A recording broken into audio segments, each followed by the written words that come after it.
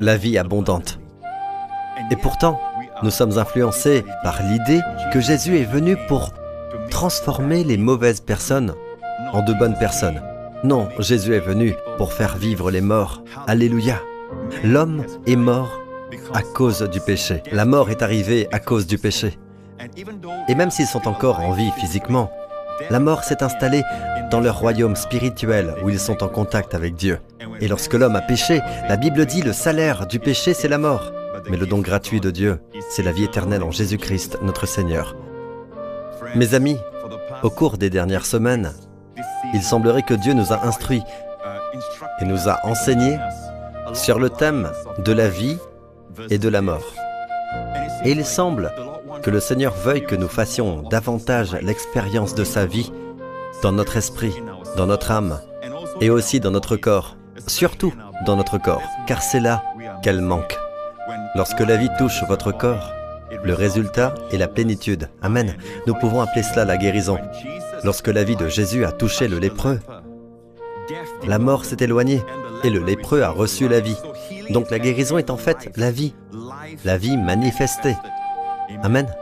Et mes amis, ce que nous voulons voir dans les Écritures, ce sont les secrets que Dieu a pour nous. Parce que le Seigneur lui-même a dit « Je suis venu pour que vous ayez la vie et que vous l'ayez en abondance ». Alors mes amis, cela n'englobe pas uniquement le salut. Car ici, la vie en abondance signifie qu'il y a des mesures de cette vie.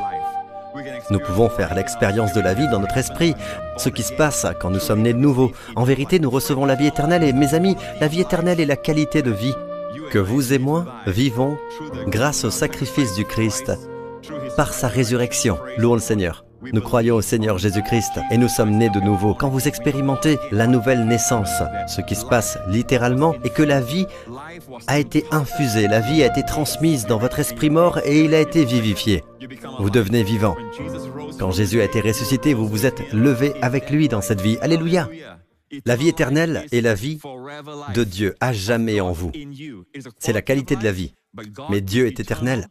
Amen. Et cette vie est éternelle. Vous ne pouvez pas renvoyer cette vie. Alléluia. Mais cette vie produit de la sainteté. Cette vie produit les fruits de l'esprit. Cette vie produira un caractère divin.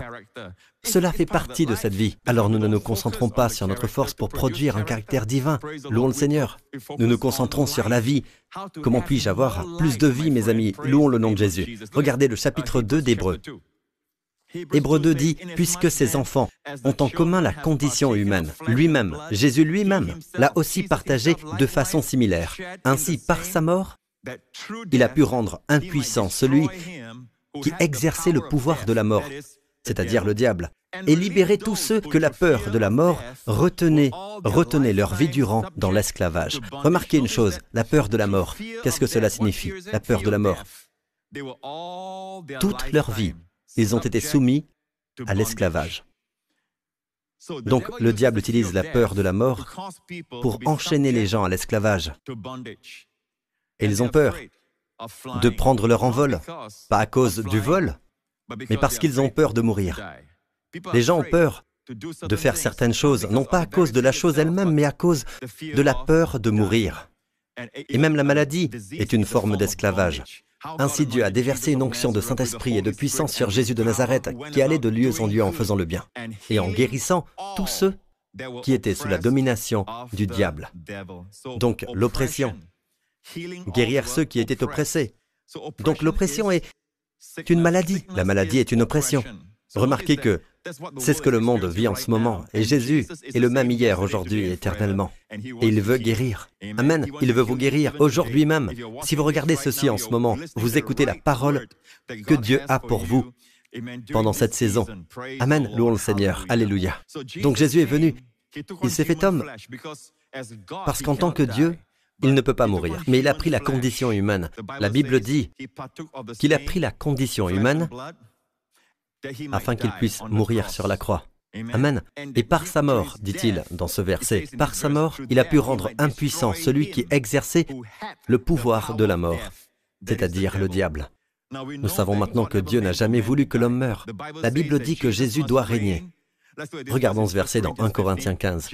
En effet, il faut qu'il règne jusqu'à ce qu'il ait mis tous ses ennemis sous ses pieds. Le dernier ennemi qui sera anéanti c'est la mort. Le dernier ennemi. Donc Jésus doit régner. Nous savons qu'il est au ciel aujourd'hui, dans sa forme corporelle, une forme ressuscitée, et il est assis à la droite du Père.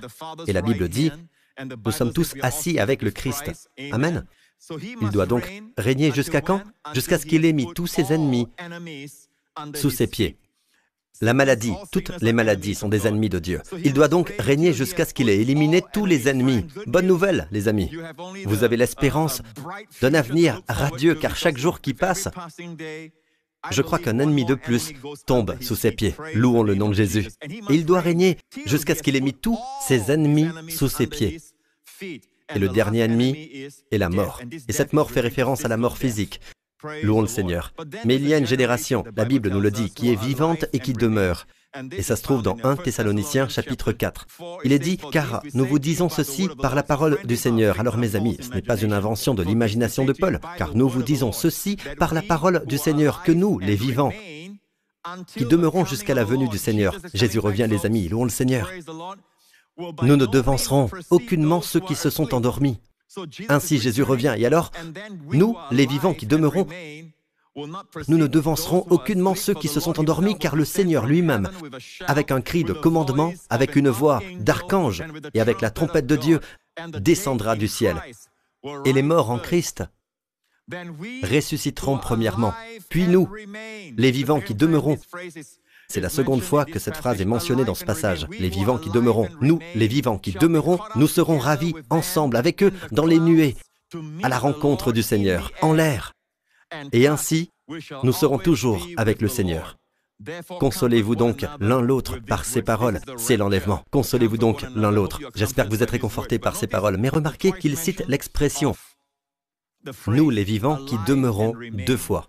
Lorsque Jésus reviendra, il y a une génération qui demeure vivante, les croyants. Et la Bible nous dit qu'il y a ceux qui sont en vie, et puis il y a ceux qui resteront en vie. Maintenant, demeurez vivants. Les vivants, nous savons qu'ils peuvent avoir 4 ans, ils sont jeunes, ils ont 10 ans ou 20 ans. Et il n'est pas fréquent que l'on meure à cet âge, contrairement à ceux qui sont plus âgés. Mais ils sont en vie par le simple fait qu'ils sont en vie. Mais qu'en est-il de ceux qui demeurent? Cela dénote le pouvoir. Ce « demeurer vivant », littéralement, dans le grec, c'est en fait comme survivre. Ils sont capables de passer à travers toutes les maladies et les affections